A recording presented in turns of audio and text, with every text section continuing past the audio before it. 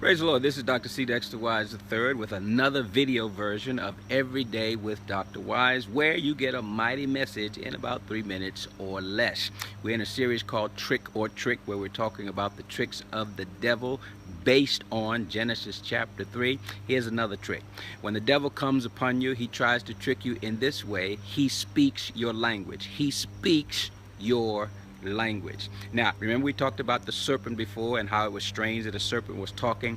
It's not only strange that the serpent was talking, it's strange that the serpent was talking a language that Eve understood. Okay, in the rest of Genesis leading up to this point, how many animals are talking English? Or how many animals are talking the same language that human beings are talking?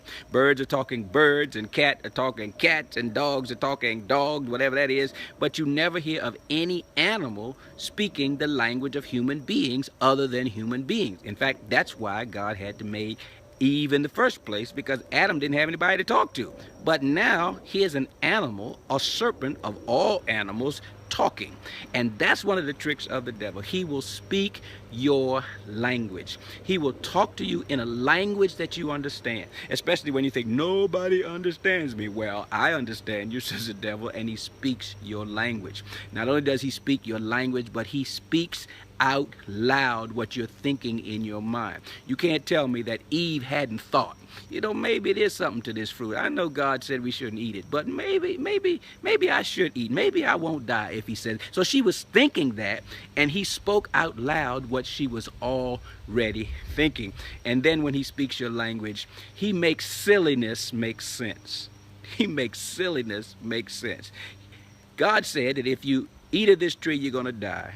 And dying is not a good thing, even though she may not have really known what dying was because she never experienced it. But that's silly. It's silly for you to believe the devil over God, and yet he made it make sense. I don't know how many people who perhaps are looking at me right now that say they'll raise their hands. I'm one of those people who the devil made silliness make sense, and that's how I got in the predicament that I'm in right now. He speaks your language. He's a master at talking to you and saying to you what you want to be said to you to get you into his hooks and get you into his law. So just because he's speaking your language doesn't mean he's not godly or that he is godly. He is a master of speaking your language. When you hear serpents talking, that's one thing. When the serpent is speaking your language, that's another thing. And whatever you do, don't fall for that trick.